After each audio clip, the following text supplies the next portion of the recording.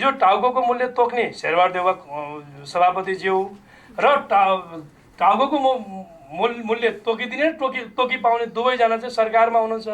मिलिजुली कानुन बनाए, मिलिजुली यसो गर्यो भनेर चाहिँ बाहिर सोसाइटीमा नजाओस् भन्ने कुरामा हामी सचेत छौँ।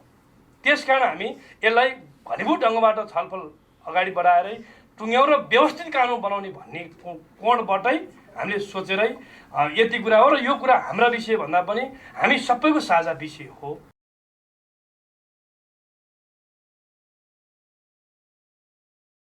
विषयमा जस्तो गम्भीर मानवाधिकार उल्लङ्घन भन्नाले सशस्त्र द्वन्द्वको क्रममा निशस्त्र व्यक्ति वा जनसमुदाय विरुद्ध लक्षित गरी योजनाबद्ध रूपमा सशस्त्र द्वन्द्वका पक्षबाट गरिएको देखाएको कुनै कार्य सम्झनुपर्छ भन्ने भित्र जस्तो जबरजस्ती गर्ने तथा गम्भीर यौनजन्य हिंसा भन्ने पनि यहाँ राखेको छ।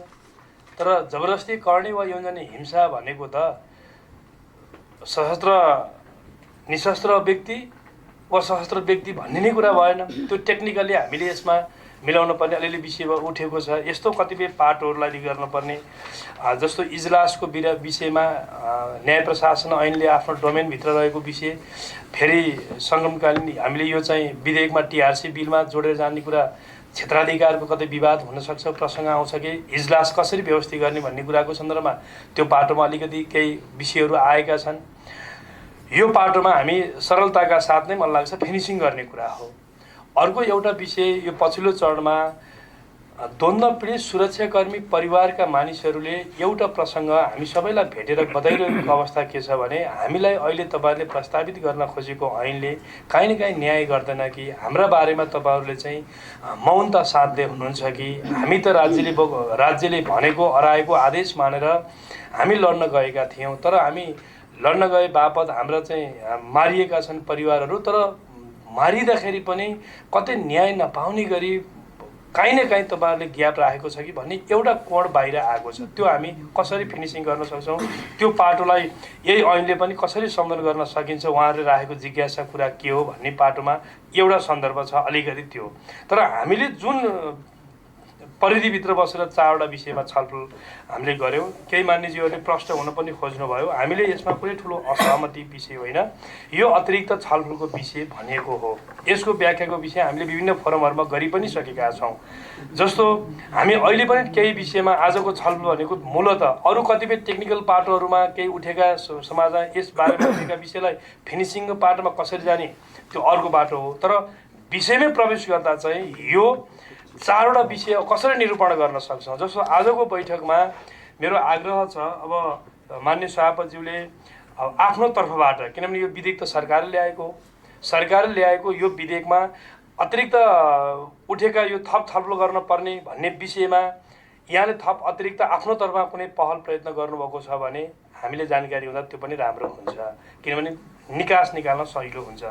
अन्यथा यो चारवटामा जोडिएका विषयको मनसाएर हामीले छलफलमा उठाएको विषय के हो भने जस्तो हत्याको डिफाइन कसरी गर्ने, त्यसमा अन्तर्राष्ट्रिय वास्तवमा द्वन्द्वको समाधानसँग जोडिएका प्रसङ्गहरू मानवाधिकारकै एङ्गलबाट हेरिँदाखेरि पनि हामीले यहाँ आर्बिट्रेरी किलिङ भन्ने कि क्रस फायरिङ भन्दा बाहिर गरेका समग्र हत्यालाई चाहिँ गम्भीर मानवाधिकार उल्लङ्घनको रूपमा लिने भन्ने कुरामा चाहिँ यो अन्तर्राष्ट्रिय कोणबाट हेर्दा हामीले यहाँ विषय जे दुईटा छलफलको विषय उठ्यो भने आर्बिट्रेरी किलिङ भन्ने नआएको होइन, आएको अभ्यासहरूमा त्यो चलन छ। तर हामीले यहाँ क्रस फायरिङ किन भन्न खोज्यौँ भन्दा जस्तो हामीले यहाँ उल्लेख चाहिँ के गर्यो, क्रूरतापूर्वक स्वेच्छाचारी रूपमा क्रूरतापूर्वक गरिएको हत्या चाहिँ गम्भीर मानवाधिकार उल्लङ्घन भनिरहँदाखेरि हत्याको स्वरूप त सबै हत्या क्रूरतापूर्वकै हो। त्यस कारणले गर्दा त्यो क्रस फायरिङभन्दा बाहिर गरिएको हत्यालाई यदि हामीले समेट्न सक्यो भने कतिपय मानिसहरू स्कुल पढाउन गएको छ, मारिएको छ, घरमा बाबु क्रिया बस्न गएको छ, मारिएको छ, पसलमा कपडा किन्न गएको छ, मारिएको छ। त्यो पाटोलाई कसरी हेर्छौँ हामीले, डिफाइन हत्याका स्वरूपहरू एउटा स्वरूपको व्याख्या गर्दा अर्को स्वरूप जस्तो क्रूरतापूर्वक हो होइन भन्नेमा डिबेट हुनसक्छ भोलि।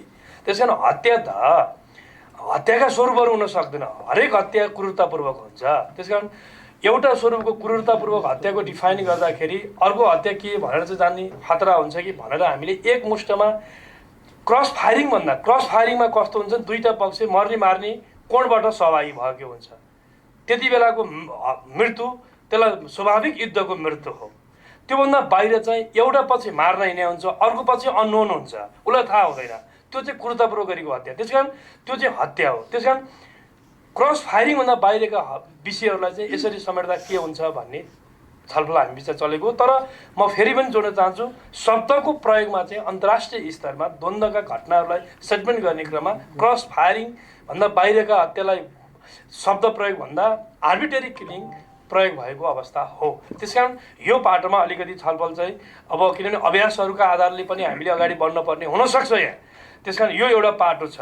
दोस्रो पाटोमा मलाई लाग्छ यसमा हामी नजिक जान सक्छौँ भन्ने मेरो लाग्छ। दोस्रो पाटोमा जस्तो हेर्नुहोस्, विस्तृत शान्ति सम्झौताले बाल सेनाको रूपमा कहीँ कतै उल्लेख गरेको छैन, तर समाजका विषयहरू बिचमा उठ्न खोज्यो। केपी ओली नेतृत्वको सरकार हुँदा जस्तो अन्मिलले के गर्यो भने त्यति बेला उमेर नपुगेका लडाकुहरूको हकमा अयोग्य लडाकुको रूपमा चाहिँ उसले चाहिँ परिभाषित गर्यो।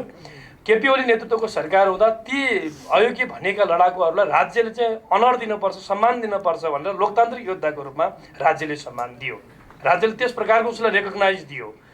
बाल सेनाको हिसाबले भन्दा नि एउटा अयोग्य लडाकु, देशको लागि लडेको एउटा युवा जसलाई अयोग्य अन्यले अयोग्य भनिदियो, तिनलाई काहीँ न काहीँ अनर दिनुपर्छ भनेर लोकतान्त्रिक योद्धाको रूपमा उसलाई अनर भयो, सम्मान भयो। तर उसले जस्टिस पाएन। राज्यले उसलाई सम्मान गर्यो, तर तिनलाई राज्यको कानुनबाट उसले जस्टिस पाएको छैन। यो कानुन निर्माण गर्दै गर्दा, हामीले अगाडि बढाउँदै गर्दा, द्वन्द्वका समग्र पक्षलाई सम्बोधन गर्दै गर्दा त्यो हिजो चाहिँ अयोग्य भनेको, हिजो लोकतान्त्रिक योद्धाका नाममा उसलाई रेस्पेक्ट राज्यले गर्यो, अनर दियो, त्यो ठिक छ। तर उसले जस्टिस पाइन भनेर काहीँ कोर्ट गुहार्दै हिँड्ने, अदालत जाने, अन्त दौडिनु पर्ने स्थिति नबनाउनका लागि काहीँ न काहीँ उसलाई एउटा रिपारेसनको कुरा हुन्छ, उसलाई काहीँ क्षतिपूर्ति कुरा हुन्छ, अरू कुन पणबाट हुन्छ उसलाई रेस्पेक्ट गरौँ। त्यसको लागि हामीले के भन्यौँ, बालसेना शब्द प्रयोग गरेनौँ। हामीले के गर्यौँ भने हामीले गर्यौँ सशस्त्र द्वन्द्वक्रममा जोडिएका पक्ष भने विस्तृत शान्ति सम्झौता पनि प्रयोग नभएको शब्द हो, चाइल्ड सोल्जर। त्यस कारणले गर्दाखेरि यो पाटोबाट जान चाहिँ काहीँ न काहीँ हामीले हेर्नुहोस् फराकिलो मन बनाएन भने त्यो पङ्क्तिले जस्टिस अनुभूति नगर्दाखेरि फेरि यो प्रक्रियामा फेरि काहीँ भाँजो हालिन्छ कि अवरोध हुन्छ कि भन्ने त्रासका कारणले गर्दा यो विषय हो। यदि यो बैठकमा आज आग्रह गर्न चाहन्छु माननीय सभापति, तपाईँ हिजो एउटा द्वन्द्वको एउटा पक्षधर पनि हुनुहुन्छ। आज हामी शान्ति प्रक्रियाको माध्यमबाट देशको एउटा चाहिँ सरकारको नेतृत्वमा हुनुहुन्छ, यहाँको पार्टी स्वयं यहाँ आफै त्यसको एउटा चाहिँ महत्त्वपूर्ण नेतृत्व हुनुहुन्छ। त्यसैले यो पाटोबाट सोच्नुपर्छ कि भन्ने विषय यहाँ उठेको अवस्था हो। तेस्रो, मानव अधिकारको गम्भीर उल्लङ्घनको घटनामा मेलमिलापको लागि पीडितको स्वतन्त्र सहमति नभएमा के गर्ने, जस्तो हामी सबैलाई थाहा छ, गम्भीर मानव अधिकार उल्लङ्घनको घटनामा त तपाईँ र मेरो सहमति भए पनि त्यो मेलमिलापमा जाँदैन। त्यो त प्रोसिक्युसनको माध्यमबाट, अभियोजनको माध्यमबाटै अदालती प्रक्रियाबाट टुङ्गिन्छ। तर हामीले बार विषय हाम्रो बिचमा के भयो भने यो कानुनले के बोल्नुपर्छ भने यदि मानव अधिकार उल्लङ्घनको घटनाको क्याटेगोरीलाई हामी रिपारेसनमा जान्छौँ, मेलमिलापमा जान्छौँ, तर त्यो मेलमिलाप गर्दा के गर्नुपर्छ भन्दा पीडितको स्वतन्त्र कन्सेन्ट चाहिन्छ, सहमति चाहिन्छ। यदि स्वतन्त्र सहमति भएन भने त्यति बेला के गर्ने भन्ने कुरा यो कानुनले बोलिदिनुपर्छ। त्यति बेला हामी स्वतन्त्र सहमति नभएका घटनाहरूको सन्दर्भमा हामी प्रोसिक्युसनमा जान सक्छौँ भन्ने कुरा यहाँ व्यवस्था गऱ्यौँ भने, अदालती प्रक्रियाबाट हामी न्याय निरूपण गर्छौँ भन्ने कुरा यहाँ व्यवस्था भयो भने मेरो विचारमा हामीलाई अगाडि बढ्न सहजता हुन्छ, कहीँ कतै गाँठो छैन। यति विषय हो। त्यसकारण स्वतन्त्र सहमति नहुँदाखेरि त्यस पछाडि व्हाट नेक्स्ट भन्ने कुरा कानुनले सुविधा दिनुपर्छ, आधार बाटो बनाइदिनुपर्छ भन्ने यसमा हाम्रो छलफलको विषय हो। र यदि समितिको माननीय सभापतिज्यू यहाँले त्यो व्यवस्था गरेर जानुपर्छ भन्ने ठाउँबाट सोच्नुहुन्छ भने अहिले भर्खर मेरो विचारमा हामी धेरै अगाडि जान सक्छौँ।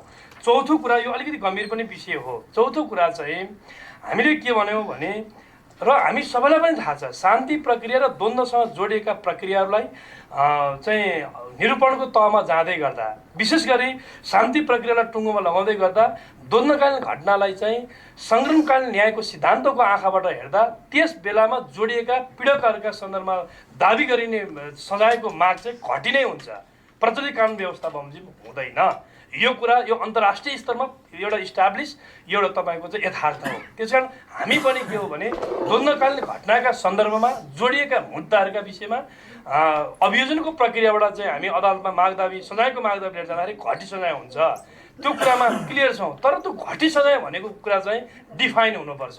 जस्तो म एउटा उदाहरण दिउँ, हाम्रो प्रचलित फौजदारी कानुनमा के छ भने रेपसँग 10 वर्षभन्दा कम उमेर समूहको एउटा बच्चामाथि भएको रेप केसमा 20 वर्षसम्मको सजाय छ, 16 देखि 20 वर्षसम्मको सजाय छ। हामीले त्यस्तै प्रकृति एउटा रेप केससँग जोडेको मुद्दा आयो, त्यो पीडकलाई हामीले मुद्दा दायर गर्न पर्यो। तर यो अहिलेको व्यवस्थाले के भनिदिन्छ भने, एकदम म यो व्यवस्था पढेर सुनाउन चाहन्छु माननीय सभापति, हजुरले पनि यो कति याद गर्नु भएको छ। सजायको मुद्दा दायरसँग सम्बन्धित व्यवस्थामा के छ अहिलेको हाम्रो संशोधनको चाहिँ मूल दफाको चाहिँ 29 मा, अहिलेको संशोधनको 18(5) मा के भन्छ भने, यस दफा बमोजिम ल्याएको संशोधन जस्तातस्तै पास हुँदा के हुन्छ भन्ने कुरा। यस दफा बमोजिम मुद्दा दायर गर्दा महान्यायाधिवक्ता वा निजबाट अधिकार प्राप्त सरकारी वकिलले उपदफा 2 बमोजिमको अवस्था विद्यमान भएको तथा घटना हुँदाको परिस्थिति, कारण तथा सङ्ग्रमकालीन न्यायको सिद्धान्तलाई ध्यान दिई प्रचलित कानुन बमोजिमको सजायमा घटी सजाय हुने गरी मागदाबी लिन सक्नेछ भन्यो। माथि 2 बमोजिम भनेको केही शर्तहरू राखेको छ। हाम्रो अहिलेको प्रचलित फौजदारी कार्यविधिमा 33 ले पनि के भन्छ भने, केही शर्तहरूको आधारमा अहिले पनि आजको दिनमा पनि हाम्रो फौजदारी कार्यविधिले भन्छ, 33 ले के भन्छ भने, विभिन्न शर्त बमोजिम अगाडि बढ्दाखेरि 25 देखि 50 वर्षसम्म कैद सजाय कम गरेर मागदाबी लिएर जान सकिन्छ। अहिले पनि व्यवस्था छ। यो सङ्गमकालीन न्यायको व्यवस्था पनि के चाहिँ हामीले गर्नु ध्यान दिनुपर्छ भने, यदि यही व्यवस्था अहिले कायम गरेर छोडेर जाने हो भने महान्यायाधिवक्तालाई, यो अदालतको कुरा छैन, अदालतको न्यायाधीशको तजबिज हुन्छ, उन न्यायालयले विवेकपूर्ण निर्णय गर्छ भन्ने कुरामा हामी पनि ख्याल गर्छौँ। त्यसकारण 16 देखि 20 वर्ष, 7 देखि 10 वर्षभित्र भनेर कानुनले भन्छ। अरू चाहिँ न्यायाधीशको तजबिज हुन्छ, तर यहाँ न्यायाधीशको तजबिज होइन, यो त सरकारी वकिललाई नै मुद्दाको अभियोजन गर्ने पूर्व नै यस प्रकारको चाहिँ विशेषाधिकार दिएर जान सक्छौँ त हामी।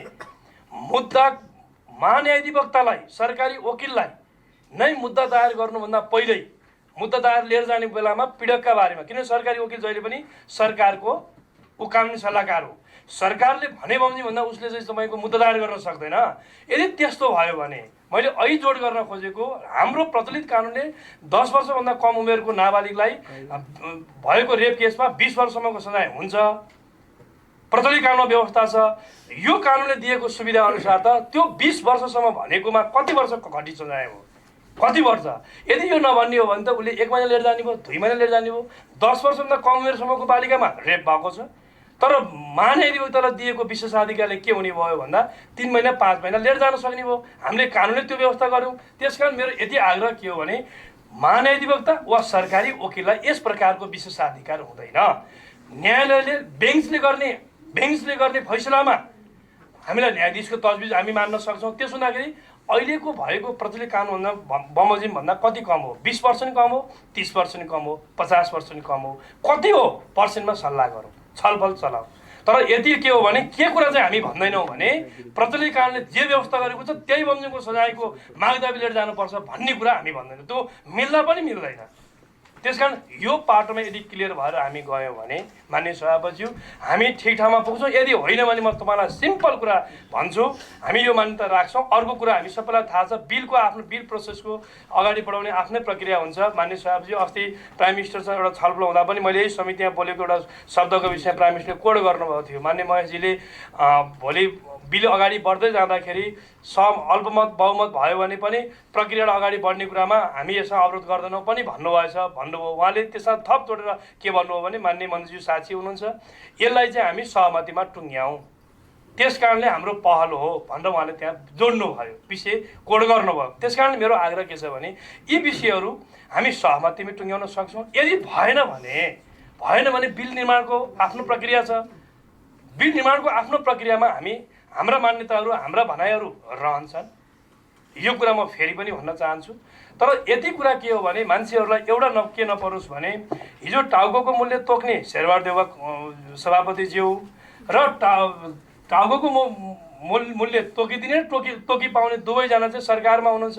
मिलिजुली कानुन बनाए, मिलिजुली यसो गर्यो भनेर चाहिँ बाहिर सोसाइटीमा नजाओस् भन्ने कुरामा हामी सचेत छौँ। त्यसकारण हामी यसलाई घनीभूत ढङ्गबाट छलफल अगाडि बढाएरै टुङ्ग्याउँ र व्यवस्थित कानुन बनाउने भन्ने कोणबाटै हामीले सोचेरै यति कुरा हो। र यो कुरा हाम्रा विषय भन्दा पनि हामी सबैको साझा विषय हो। भन्ने ठाउँबाट बुझिदिनको लागि पनि मेरो आग्रह गर्न चाहन्छु। र यदि माननीय सभापतिज्यू हामी माने पनि नमाने पनि यो समितिको बैठकमा पनि हामी विभिन्न पार्टीका छौँ, हामी कति अपोजिसनमा छौँ, कति सरकारमा छौँ। त्यस कारणले गर्दा सरकारको तहबाट सोसाइटीको चाहिँ समाजमा उठेका कतिपय मुद्दाहरू हामी प्रतिपक्षको बेन्चबाट आइरहेको हुन्छ भने ठान्दिन पर्यो। त्यस कारणले गर्दा यो विषयलाई यदि सरकार पक्षधर दलका आदरणीय मान्यज्यूहरूले यहाँहरूको संयन्त्रमा चाहिँ पनि यस विषयलाई हामीले उठाएका विषयलाई पनि त्यही कोणबाट बुझिदिएर अगाडि बढिदिनु भयो भने मेरो विचारमा हामी एकदमै निष्कर्षमा पुग्न सक्छौँ। अब यदि रहेन भने मैले भने विधेयक निर्माणको प्रक्रियामा हाम्रा विषय हाम्रा राख्छौँ होला, तर तपाईँहरूले विधेयक निर्माणको प्रक्रियामा एमाले रोकिराखेको छ भन्ने बाहिर जे प्रचार गर्न खोजेको छ त्यो गलत हुन्छ। आफ्नो प्रक्रियालाई अगाडि बढाउन सकिन्छ। हामीले यी भनेको विषय देशको विषय हो, जनताको विषय हो, भिक्टिमहरूको विषय हो र यो समग्र शान्ति प्रक्रिया टुङ्गो लगाउन उपयुक्त विषय पनि हो। यो विधिबाट जान हामीलाई चाहिँ अब भएन, सकिँदैन भन्ने हो भने सरकार पछिल्लो अगाडि बढ्ने कुरामा हामी हाम्रो प्रोसेसमा यहाँहरू पनि अगाडि बढ्न सक्नुहुन्छ। हामी हाम्रो मान्यताहरू राख्छौँ।